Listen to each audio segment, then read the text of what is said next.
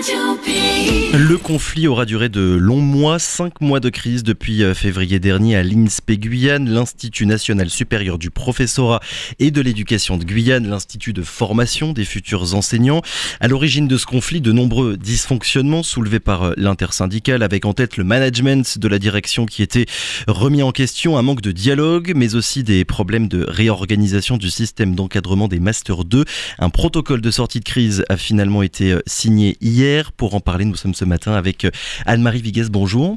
Bonjour. Je vais juste vous demander de rapprocher un petit peu le micro de votre bouche, voilà, comme ça tout le monde va parfaitement bien pouvoir vous entendre. Anne-Marie Viguès, vous êtes la secrétaire syndicale du SNESUP-FSU et porte-parole de l'intersyndicale. Avant de rentrer dans le vif du sujet et de revenir sur cette crise qui a fortement bousculé l'INSPE depuis ces derniers mois et sur ce protocole qui a finalement été signé hier, j'aimerais déjà qu'on dise quelques mots sur l'INSPE pour que les personnes qui ne sont peut-être pas familières avec le monde de l'enseignement puissent véritablement comprendre de quoi est-ce qu'on va parler ce matin. C'est quoi l'INSPE ? Comment est-ce que ça marche ? Alors, l'INSPE est une composante de l'université. Le sigle signifie Institut national supérieur du professorat et de l'éducation. C'est le lieu où l'on forme les futurs professeurs d'école, futurs professeurs de collège et de lycée du département. Ouais, il y en a une trentaine, c'est ça, partout en France métropolitaine et d'outre-mer ? Il y en a une par région. Et vous relevez de qui ? Du rectorat, de l'université ? Non, de l'université. Nous sommes une composante de l'université. Avec combien d'élèves pour l'INSPE de Guyane ? Il y a environ 500, enfin je ne connais pas les chiffres de cette année parce que les inscriptions ne sont pas closes, mais environ 500 étudiants. D'accord. Sur Saint-Laurent et Cayenne. Alors, je l'ai dit en introduction, un protocole de sortie de crise a été signé hier. Ça y est, le conflit est définitivement terminé, ou bien il y a encore des points qui, à vos yeux, des sujets qui n'ont pas encore été réglés ? Le protocole que nous avons signé hier permet, il y a 15 articles, permet d'entrevoir un fonctionnement avec la direction. Mais alors si le conflit, s'il met fin a priori au conflit, en tout cas, les 15 articles qui ont été négociés très longuement et qui en fait reposent pour la plupart sur les problèmes que nous avons rencontrés depuis la nomination de cette direction. Donc ils vont permettre de tenter de fonctionner. Mais rien n'est encore gagné. C'est-à-dire que si ces articles ne sont pas respectés par la direction, en fait, la situation demeure dans un statu quo. Donc c'est la lenteur des négociations finalement qui explique qu'il ait fallu 5 mois pour signer ce protocole et parvenir à trouver un accord ? Oui, tout à fait. Je veux dire, nous sommes venus avec des propositions qui ont été négociées vraiment très durement. Et le problème, c'est qu'on avait fin mai, je crois, le 15 mai à peu près, donc on était tombé d'accord sur 15 articles et puis ça a été remis en question parce que ça n'avait pas été signé au fil de l'eau, en fait. Donc on a été obligé de tout recommencer en juin et août, on fait sur certains articles. Comment est-ce que ça se passait depuis ces 5 derniers mois du coup à l'INSEE ? Tout était bloqué ou bien les formations continuaient malgré tout à être données ? Non, tout à fait. Il faut savoir, parce qu'il y a eu vraiment des contre-vérités de prononcer, de formuler sur les antennes et voire lors de la manifestation du 10 mars. Il n'y a eu que 2 jours de manifestation, 2 jours de grève à l'INSPE. Donc, quand on a été traité de feignant par les contre-manifestants le 10 mars, c'est vraiment une désinformation qui a été faite à leur égard. Donc, les résultats cette année sont à la hauteur des années précédentes, voire supérieurs. Ouais, c'est pas une année blanche à l'INSPE à cause de ce qui s'est passé à cause du conflit. Exactement. Dans un courrier que l'intersyndicale avait écrit en mars dernier, vous dénonciez un traitement autoritaire de la direction et donc de la directrice de l'INSPE, Sonia Francius.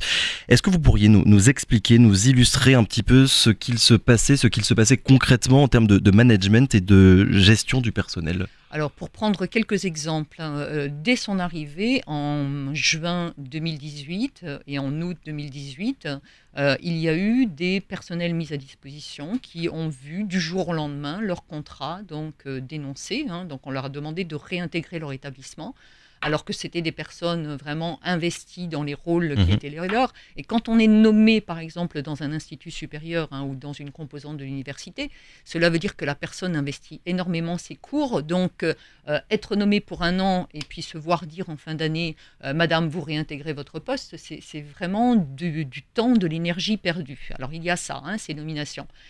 Si notre grève l'an dernier, si notre mouvement a été aussi fort, c'est parce que là, l'autoritarisme a été extrême sur la direction de mémoire. Ça a vraiment été le point d'achoppement. Donc, lors d'une réunion qui ne concernait que les personnels mis à disposition, la directrice a décrété que les mises à disposition ne pouvaient plus diriger de mémoire.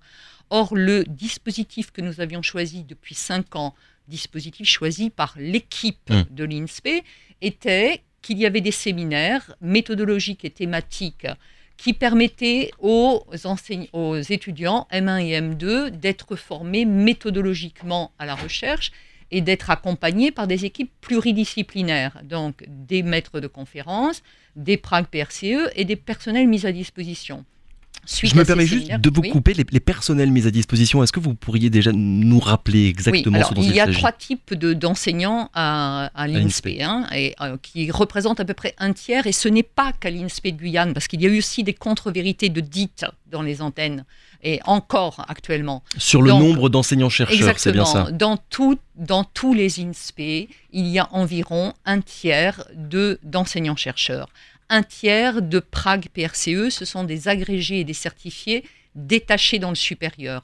Et à peu près un tiers, mais c'est vraiment les chiffres recommandés par Blanquer, il demande qu'il y ait 30% de personnel de terrain, c'est-à-dire de gens qui travaillent dans le premier degré, le second degré, qui sont mis à disposition de l'INSPE à mi-temps ou à temps plein pour former donc professionnellement les étudiants. Donc la décision prise par la directrice sur la direction de mémoire, c'est une décision autoritaire puisqu'elle s'opposait à la décision de l'équipe et au fonctionnement de l'équipe tel que c'était mis en œuvre depuis 5 ans. En disant qu'il n'y avait pas assez d'enseignants-chercheurs, qu'il en faudrait plus, avec un sentiment de défiance, c'est ça qui s'est généralisé tout à fait. Et soutenu par un syndicat de la place également, pour ne pas le nommer, l'UTG Université, qui ne cesse de dire que l'INSPE n'a pas assez d'enseignants-chercheurs. Alors oui, je ne peux que militer pour le recrutement d'enseignants-chercheurs, mais je répète, la composition d'autres INSPE, et là j'ai les chiffres avec moi si vous voulez les voir, la composition des autres INSPE, c'est à peu près 30% d'enseignants-chercheurs, 30% de pragues PRCE et 30% de MAD. Donc il faut arrêter de dire que l'INSPE de Guyane est très mal loti, en fait. C'est le fonctionnement qui permet à la fois une formation universitaire, disciplinaire des enseignants. Pluridisciplinaire, finalement. Et puis exactement, avec des approches didactiques, pédagogiques pour les autres enseignements. Et depuis, sur toutes ces questions de management, certes, le protocole n'a été signé qu'hier, mais est-ce que vous constatez, est-ce que vous avez déjà peut-être constaté une évolution dans le bon sens ? Alors non, puisque le protocole a été signé hier, donc nous attendons la réunion de l'équipe pour des décisions qui sont notées dans des articles du protocole, pour décider du comité de coordination des séminaires et de la recherche, pour décider du fonctionnement de la recherche de manière générale à l'INSPE, de l'encadrement des mémoires. Donc tant que cette réunion n'a pas eu lieu, nous sommes véritablement sur le qui-vive. Dans le protocole qui a été signé hier, je l'ai sous les yeux, a été acté la présence d'un médiateur permanent entre l'équipe et la direction, une inspection générale de l'INSPE, une enquête santé au travail.